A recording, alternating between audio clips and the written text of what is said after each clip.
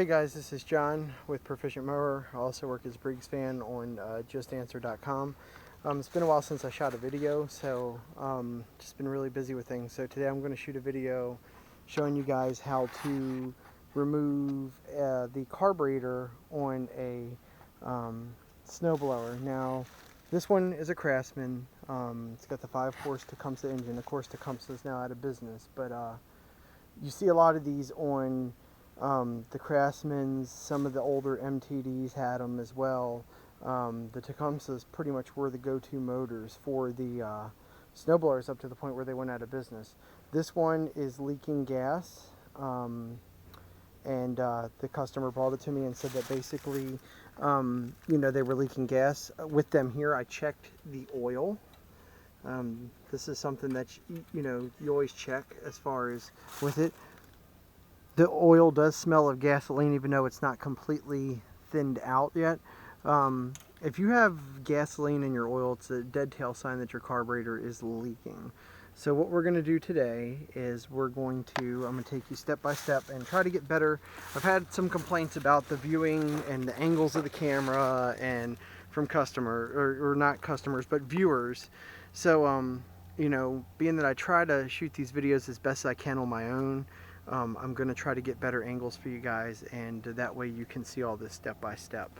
I am going to start using a video editor to kind of help kill some of the dead time in between as far as like taking things off and fixing them and stuff. So the first thing you need to do with this is you're going to have to take a screwdriver and pop this off, and if you do it lightly you won't end up breaking it up, but you need to get the ignition key off. So what I do is I take a screwdriver, just barely pop it in like that, and that will go ahead and get that removed. And you want to do it, like I said, lightly. You don't need to crank down on it. And after that, you're going to have 2 Phillips head screws right here. You're going to have a bolt here. It's probably a 5/16. Another one that is probably close to a 5/16 here. And you might have a last one. Some of them do, this one doesn't. Okay, so we're going to have to remove all that to get the carb off. So let's start first with here's what else we're going to have to do. You're going to have to pull the key out right there. Take that off, get that out. And after that, you can take your Phillips head screws and start removing them. Let's take these off here. Okay. One. Let's get the other one now.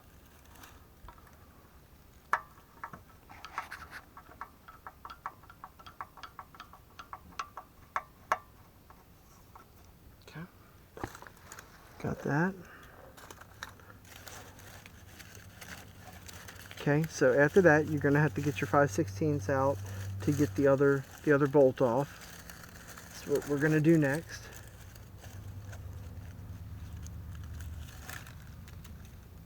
So take this out here, right to there. Let's see if I was right. Yep, looks to be a 5/16. Yes, it is. So take that, put the extension on for that.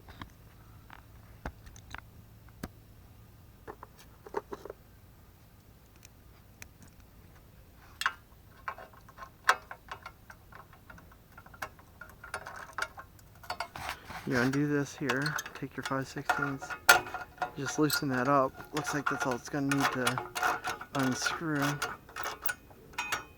Okay. Let's see. Okay, you got your heat shield. That's connected here too. So your best bet, instead of undoing the head bolt, is to go ahead and undo this bolt right here. Another 5/16 as well. I'll go ahead and undo that one first. That way you don't have to take the bolt off the head to get that off. So let's go ahead and do that. My ratchet's about worn out as well. I should have got the other one, but okay, we're going to take this off. Here we go.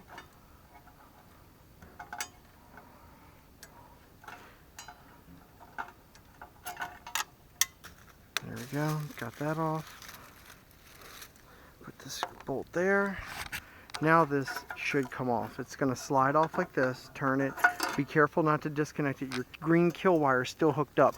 And if anybody's ever got to rehook up one of these, this video will help you there too, because you got your kill wire that goes there, and you've also got your kill wire that goes there. It's the two kills, one for the key and the other one for the switch. Like, see how when this goes down it actually hits that right there? There you go. So now that we got that off, you got access to your carburetor for the most part. You got your primer line here. You're going to have to pop that off, and you've got your gas line here. The problem with the primer line though is that it basically, a lot of these like to crack, so I take a screwdriver and put it in to kind of help it at first get off. That way you don't run a crack in your line, especially if the snowblowers have, you know, got some age to them. That came off pretty nicely. Then you're going to do the hose clamp here, and once we get to that, we're going to have to probably get a box end wrench to get that. For the most, it's what it's looking like to me. I will have to go grab my thing of wrenches, but it's not a big deal. So let's get out a hose clamp, or I mean the thing to, pair of pliers to get the hose clamp off.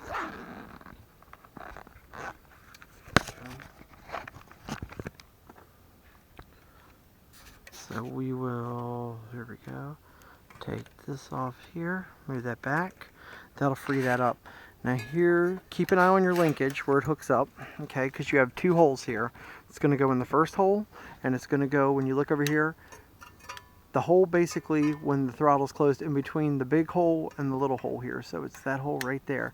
You want to keep note of that, because when you hook the, you know, if you're doing a carburetor for the first time, working on and stuff, you might forget if you don't take notice of where it's at. And then the problem with that is when you go to hook it back up, you can't figure out your linkage setup, and thing won't run right and everything else. So what we're going to do is, after that, is we will we're going to go ahead now, and I'm probably going to need box end wrenches, is what it's looking like, because you're going to have to probably put one on the back and one here to get that off, to get that whole setup off on both of them.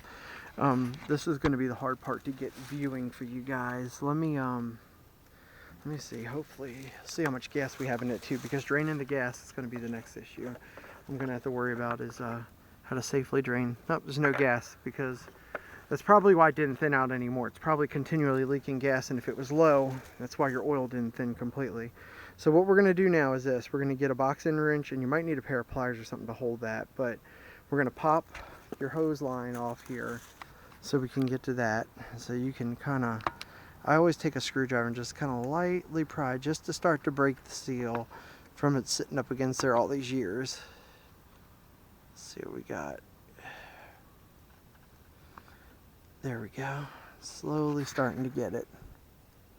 There we are. Now it's starting to free up.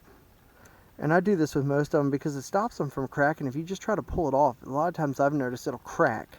And once it cracks, you got to run a new fuel line. And with these Tecumseh Snow Kings, the motors, the fuel line runs all the way down behind the flywheel. So you just, it's another big can of worms. All right, so that's moved out of the way. There we go. All right, so now we have better access. We have better access to your wrench, you know, your wrench to get in to both of these. So bear with me a second.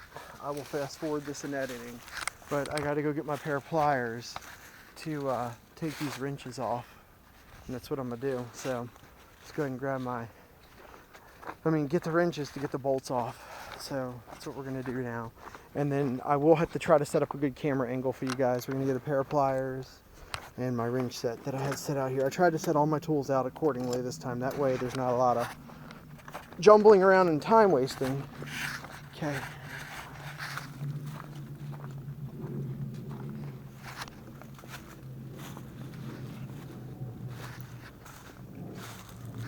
All right. So now we're back. Let me get the right wrenches we need. It's probably going to be like a 3/8. It's tiny. Let's see here, which ones do we need?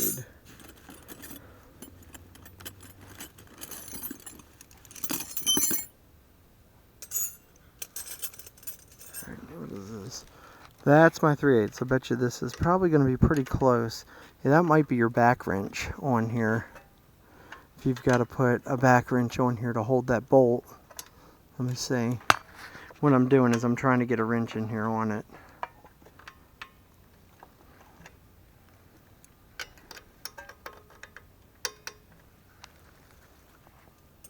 Nope, it's not 3/8, so we'll see.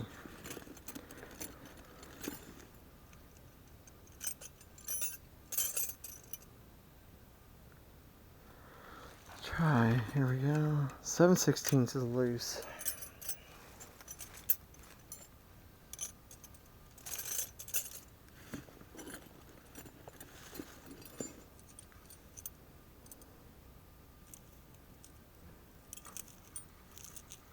Alright, we're trying to find the right wrench here. Just bear with me. Let's try 10. 10 might. Yeah, maybe 11.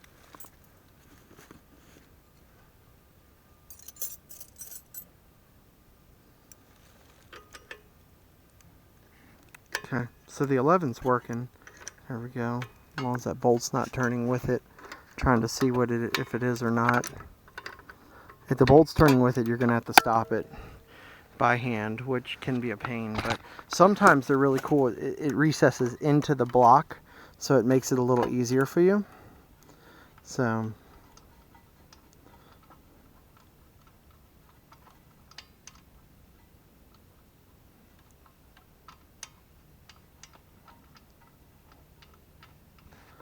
there we go. Got the nut off. Just keep it on the bolt so it doesn't fall back. Usually they don't. So right now I'm using 11 on the wrench. It's tight enough where it's not going to strip these brass nuts, and I'm able to get the thing freed up. So now this one, I could see it moving with it. Well, it was. It just it's still trying to move a little bit, but not too bad. Trying to do this with one hand so you guys have a good angle on this. All right.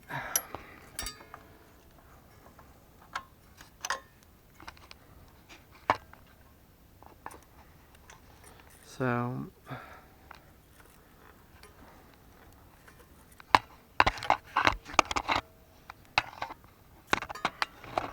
there we go. Let's see. Okay. There we go. Starting to turn more and more on its own.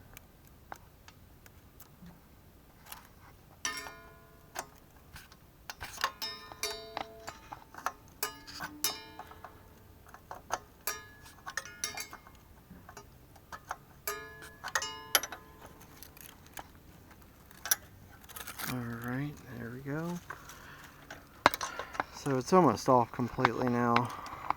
When you're doing it, you will get to have two hands, so it might be easier for you than when I'm doing it. There we go. Just trying to turn it so you guys can see here what's going on. There we go. Move this.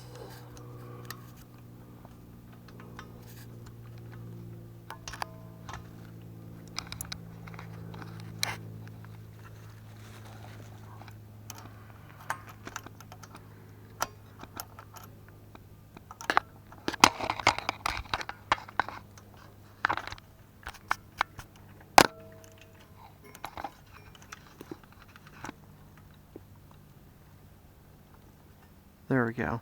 So I'm holding it with my thumb. I know it's hard to see. I'm holding the back one with my middle finger, and my thumb and index finger turning the other one to get this off. They will spin as it gets closer to the end.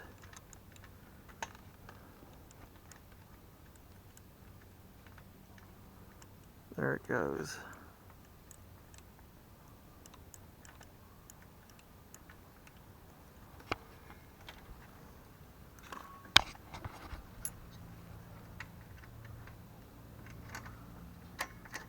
There we go. And it's off. So now your carburetor is pretty much off to be rebuilt and, you know, cleaned and everything.